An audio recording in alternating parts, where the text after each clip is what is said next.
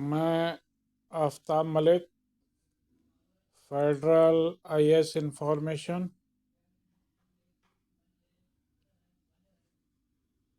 आज हम बात करेंगे सती सिस्टम इन इंडिया या सती प्रैक्टिस इन इंडिया। ये सिस्टम एंशियंट सोसाइटी में बड़े पैमाने पर राजपूत कम्युनिटी में देखा जाता है।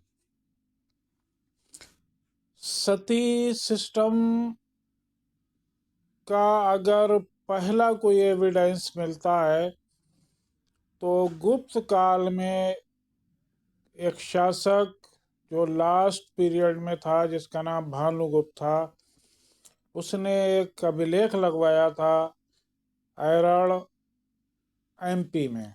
उसमें इसका उल्लेख मिलता है,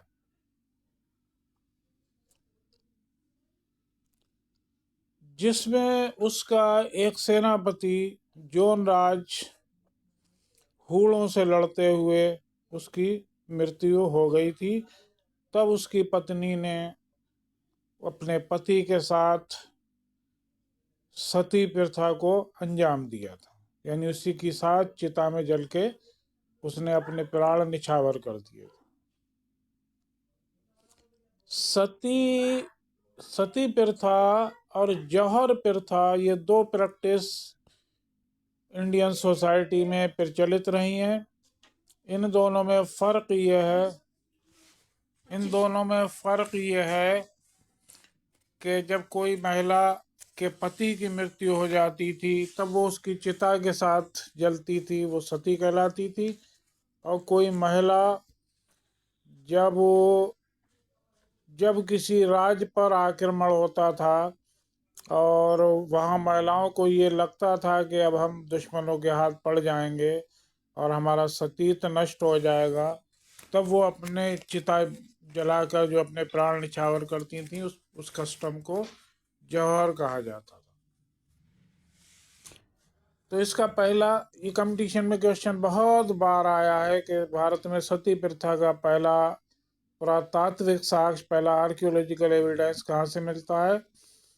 तो ये भानुगुप्त का ऐरड़ अभिलेख है 510 एडी का। 510 एडी में एमपी में जो लगवाया था। अब ये सिस्टम जब चलता रहा, उसके बाद फिर ये एक अवेयरनेस या अवेकनेस इंडिया में डेवलप हुई कि ये सिस्टम गलत है। तब इसके अगेंस्ट कुछ लोगों ने काम शुरू किया। उनमें संत भी रहे हैं, उनमें शासक भी रहे हैं, उनमें समाज सुधारक भी रहे हैं। तो अगर इसके अगेंस्ट कहीं इसको रोकने की अगर कोई पहली कोशिश का एविडेंस मिलता है तो दिल्ली सल्तनत का एक शासक जिसका नाम मोहम्मद बिन तुगलक था, उसने सती प्रथा को रोकने की कोशिश की थी। इसके बाद फिर सती कस्टम को रोकने की कोशिश बड़े पैमाने पे अकबर बादशाह या अकबर महान या द ग्रेट अकबर द्वारा की गई थी। उसने कुछ हद तक इसको रोकने के लिए कोशिश की, कानून भी बनाया, आदेश भी जारी किए थे। लेकिन अब अगर ये बात आती है, ये क्वेश्चन बहुत बार कंपटीशन में आया है कि वो कौन सा विदेशी शासक था जिसने भारत में सती सिस्टम को रोकने की कोशिश की थी। तो वो पुर्तगाल का एक गवर्नर था जिसका नाम अल्बुकर्क था, और जो इंडिया में 1509 से 1530 तक रहा था। उसने सती सिस्टम को रोकने की कोशिश की थी और इसके लिए कुछ आदेश निर्देश भी जारी किए थे। इसके बाद जो बड़े पैमाने पर अगर किसी ने प्रयास किया है तो ये फिर जिन्हें भारत में पुनर्जागरण का पिता, फादर ऑफ इंडियन रेनेसा कहा जाता है, जिनका नाम था राजा राम मोहन राय, उन्होंने इस कस्टम को इंडिया से ख़त्म करने का बीड़ा उठाया और उन्होंने अपनी कोशिश शुरू की और बड़े पैमाने पे प्रयास किए। और उस टाइम जो इंडिया का गवर्नर जनरल थे वो थे लॉर्ड विलियम बेंटिंग, जो 1828 से 33 तक रहे बंगाल के लास्ट गवर्नर जनरल। और वही जो है फिर 1833 के चार्टर एक्ट से फिर उन्हें गवर्नर जनरल ऑफ इंडिया भी बना दिया गया था। तो राजा राम मोहन राय की कोशिश से फिर बड़े पैमाने पर यह काम हुआ कि लॉर्ड विलियम बेंटिंग ने सती एबुलिशन एक्ट पास किया 1829 में।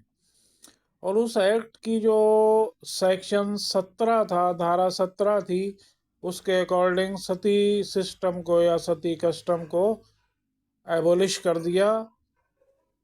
दिया गया।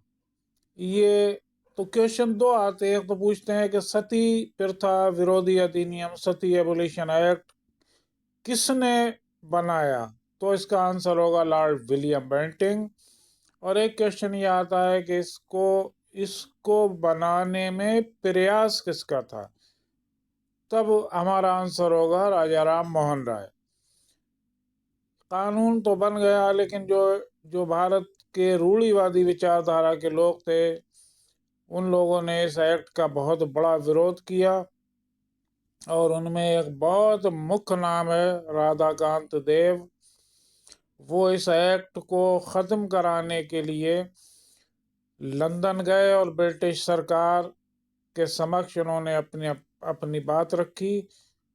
राजा राम मोहन राय को जब ये लगा कि शायद कहीं ऐसा ना हो कि ये एक्ट ख़त्म हो जाए, तो वो भी यहाँ से लंदन पहुँचे और उन्होंने भी अपनी बात रखी, लेकिन वो एक्ट बरकरार रहा, पास नहीं हो सका।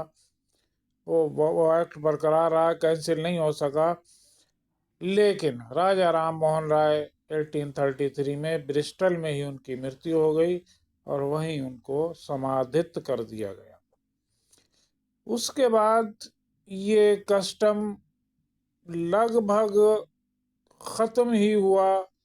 और फिर जब हमारे कॉन्स्टिट्यूशन को बनाया गया, तब इस तरह की प्रवृत्तियों पर रोक लगाने के लिए कानून बनाए गए। और उसके बाद भी फिर 1986 के बाद एक घटना राजस्थान में सामने आई। उसके बाद फिर सरकार ने बड़ा स्ट्रिक्टली इस कानून को बनाया और लागू किया, और उसके बाद से फिर ये घटना इंडियन सोसाइटी में कहीं देखने को नहीं मिली। इसी बात के साथ आज का वीडियो को समाप्त करते हैं।